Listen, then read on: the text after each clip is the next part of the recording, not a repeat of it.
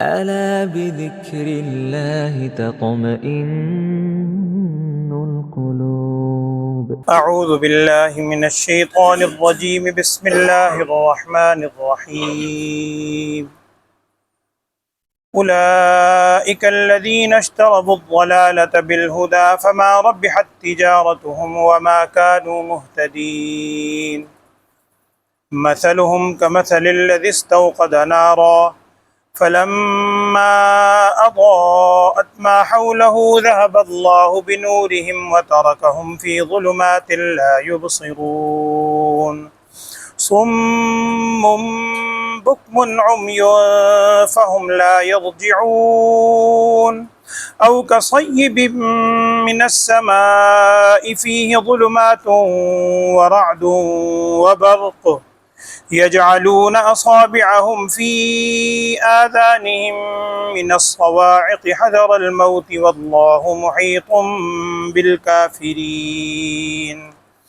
يكاد البرق يخطف أبصارهم كلما أضاء لهم مشوا فيه وإذا أظلم عليهم قاموا ولو شاء الله لذهب بسمعهم وأبصارهم إن الله على كل شيء قدير.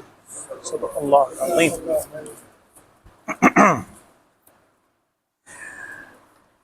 یہی وہ لوگ ہیں جنہوں نے خریدا گمراہی کو ہدایت کے بدلے میں. فما ربحت تجارتهم وما كانوا مهتدين. انہیں نفع نہ پہنچایا ان کی تجارت نے اور نہ ہی وہ ہدایت یافتہ ہوئے.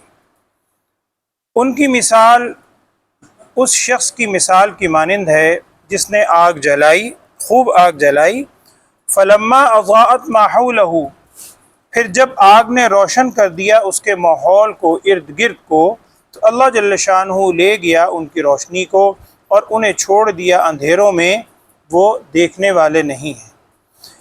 صم بکم عمیون. یہ جن حضرات کی کیفیت بیان ہو رہی ہے منافقین کی، یہ لوگ بہرے ہیں، گونگے ہیں، اندھے ہیں، پھر یہ لوٹنے والے نہیں ہیں. یا ان کی مثال اس تیز بارش کی مانند ہے جو آسمان سے ہو، اس بارش کے اندر اندھیرا بھی ہو، اسی طرح اس بارش کے اندر بہت زیادہ کڑک بھی ہو اور چمک بھی ہو.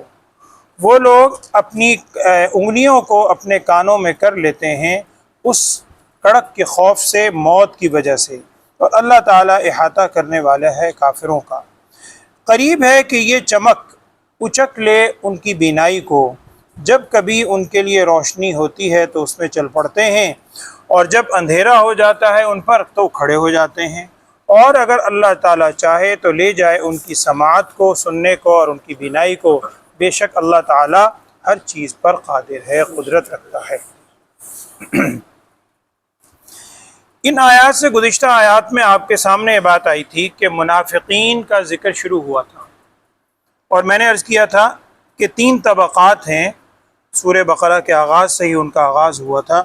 پہلے ان کا ذکر ہوا تھا کہ جو ظاہری طور پر بھی ایمان رکھتے ہیں، دلی طور پر بھی ایمان رکھتے ہیں، جن کو ہم مومنین خالص کے نام سے یاد رکھتے ہیں، جن کو قرآن نے متقین کا نام دیا.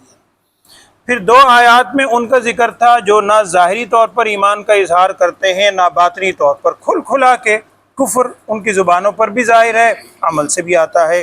یہ لوگ پکے کافر ہیں، ان کا ذکر 2 آیات میں ہوا تھا.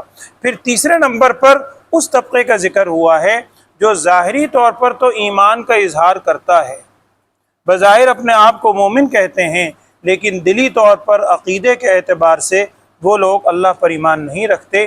اس کو منافق کہا جاتا ہے. اس آیات کے اندر انہی کا ذکر چل رہا تھا. آج کی جو پہلی آیت آپ نے سنی، اس میں ان منافقین کے حوالے سے اللہ جل شانہ نے یہ فرمایا کہ یہ وہ لوگ ہیں جنہوں نے گمراہی کو ہدایت کے بدلے خرید لیا. اب یہاں مفسرین نے ایک بات سمجھائی ہے کہ ان لوگوں نے ہدایت کے بدلے گمراہی کو خرید لیا. اس سے بظاہر معلوم یہ ہوتا ہے کہ پہلے ہدایت پر تھے، حالانکہ ہدایت پر تو تھے ہی نہیں، کافر ہیں، ہدایت پر کہاں تھے. اللہ جل شانہ فرما رہے ہیں کہ ہدایت کے بدلے میں گمراہی کو خرید لیا، یعنی پہلے ہدایت پر تھے، ہدایت کا بدلہ دے کر اب انہوں نے گمراہی کو مول لے لیا. تو اس کا مفہوم یہ ہے جو مفسرین نے واضح کیا کہ دیکھیے اللہ جل شانہ نے ہر شخص کے اندر سوچنے سمجھنے کی صلاحیت بھی رکھی اور عقل و شعور بھی اسے عطا کیا۔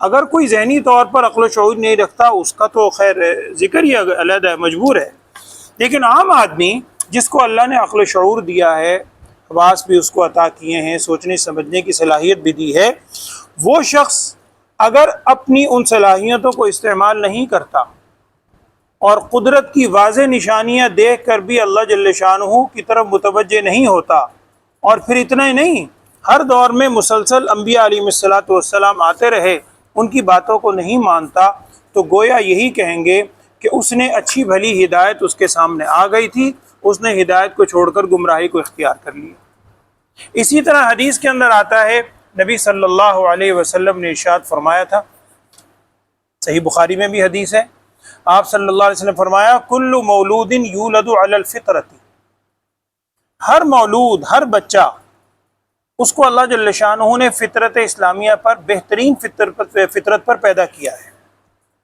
پھر ہوتا کیا ہے، فَأَبَوَاهُ يُحَوِّدَانِهِ أَوْ يُنَصِّرَانِهِ أَوْ يُمَجِّسَانِهِ، اس کے والدین، وہ ماحول، وہ علاقہ، اس کے پیچھے وہ چل پڑتا ہے، وہ اس کو یہودی، نصرانی یا مجوسی بنا دیتے ہیں۔ تو ہر شخص کے اندر اللہ نے وہ سوچنے سمجھنے کی صلاحیت رکھی ہے۔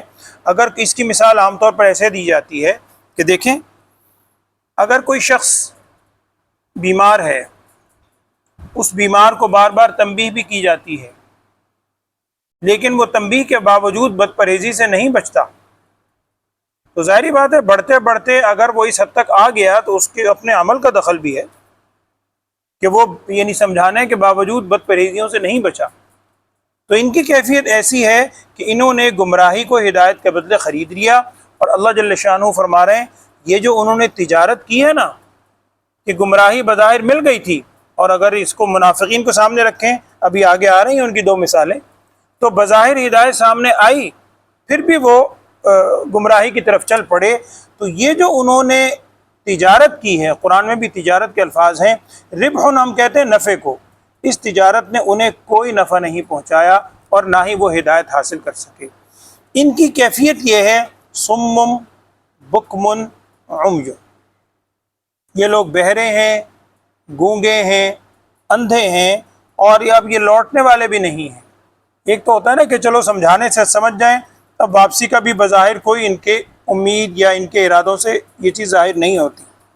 یہاں بھی وہی بات ہے کہ بہرے، اندھے، گونگے ہونے سے کوئی ظاہری اندھا بہرا ہونا مراد نہیں ہے۔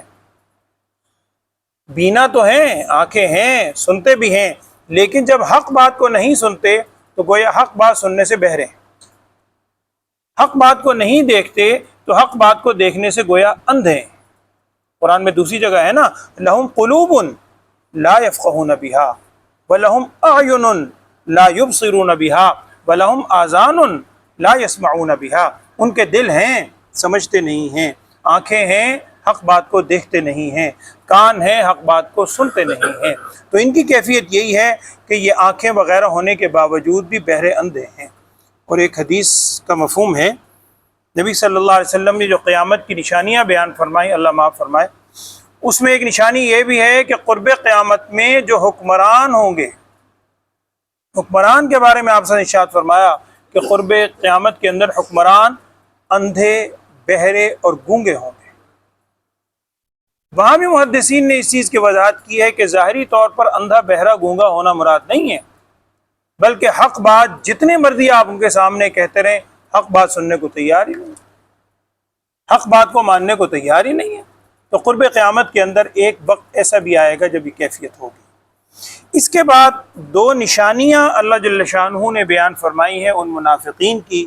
منافقین کے حوالے سے تفصیل گزشتہ آیات میں آ گئی تھی، میں نے وہاں عرض کیا تھا، مختصراً میں ایک بات عرض کر دیتا ہوں۔ میں نے بات یہ سامنے آپ کے رکھی تھی کہ منافق دو طرح کے ہوتے ہیں۔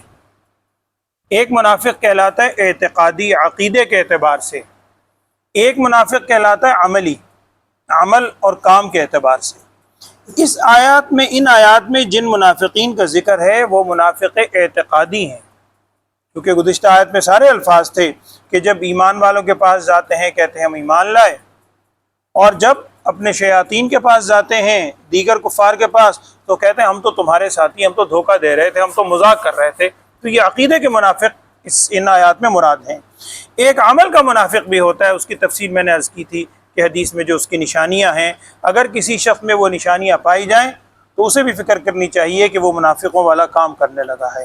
بہرحال اس میں جو عقیدے کے منافق ہیں ان کی مثالیں دی گئی۔ پہلی مثال یہ دی گئی ہے کہ ان کی مثال ایسے ہے کہ جیسے ایک شخص نے آگ جلائی، استوقد نارا، بہت بڑی آگ بھڑکائی، اور آگے اللہ جل شانہ ارشاد فرما رہے ہیں کہ جب آگ نے اس کے ماحول کو روشن کر دیا، اردو میں بھی جو ہم لفظ بولتے ہیں نا ماحول، یہ وہی لفظ ہے، ما حولہ، ارد گرد، اس کے ماحول کو ارد گرد کو اس آگ نے روشن کر دیا، تو پھر کیا ہوا؟ ذہب اللہ بنورہم، اللہ تعالیٰ ان کی اس روشنی کو لے گیا اور ان کو اندھیروں کے اندر چھوڑ دیا۔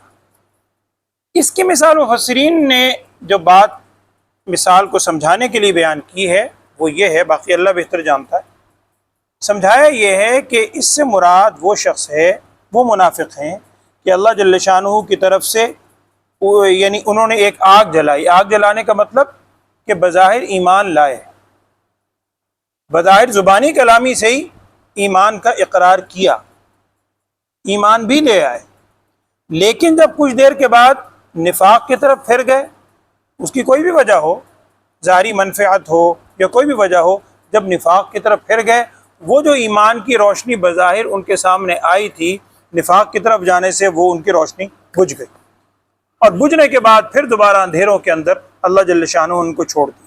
انہی کے بارے میں ہے صم بکم، بلکہ یہ ترتیب میں بعد میں ہے، صم بکم عمی فہم لا یرجعون، یہ لوگ بہرے ہیں، گونگے ہیں، اندھے ہیں، لوٹتے نہیں۔ دوسری مثال یہ ارشاد فرمائی، او کصیب من السماء، یا ان منافقین کی مثال ایسے ہے کہ جیسے آسمان سے تیز بارش ہوتی ہے۔ اب اس بارش کے اندر آپ نے بھی اکثر ہمیں بھی مشاہدہ ہوا اس بات کا کہ تیز جب بارش ہو رہی ہو، اس میں آندھی بھی ہے، اس کے اندر اندھیرا بھی چھا جاتا ہے، گرج بھی ہے، چمک بھی ہے، کڑک بھی ہے، اور خصوصاً اگر بندہ باہر جا رہا ہو اکیلا تو بڑا خوف محسوس کرتا ہے۔ جب اندھیرا ہو جاتا ہے، مثال یہ دی گئی ہے کہ جب تھوڑی سی چمک آتی ہے بادل کی، آپ نے بھی غور کیا ہوگا کہ چمک کی وجہ سے سارا ارد گرد روشن ہوتا ہے، تو اس روشنی کے اندر وہ چل پڑتے ہیں، اس روشنی کے اندر وہ چل پڑتے ہیں، اور جب اندھیرا ہو جاتا ہے وہ کھڑے ہو جاتے ہیں۔ وہ تو وہ مثال تھی۔ اگلی آیت میں یہ ہے کہ اس آسمان سے جو بارش آئی ہے اس کے اندر اندھیرا بھی ہے، کڑک بھی ہے، چمک بھی ہے۔ جب خوفناک آواز ہوتی ہے تو ہم بھی بعض اوقات انسان بے ساختہ اپنے کان بند کر لیتے ہیں، تو وہ لوگ اپنی انگلیاں کانوں میں رکھ لیتے ہیں موت کے خوف سے۔ یہ انسان بے اختیار ذرا کوئی آواز ہو، خدا نخواستہ کسی تیز آواز کو سن کے انسان بے اختیار اپنے کان بند کرتا ہے، اس لیے کہ اللہ تعالیٰ نے کان میں ایک حد تک سننے کی صلاحیت رکھی ہے۔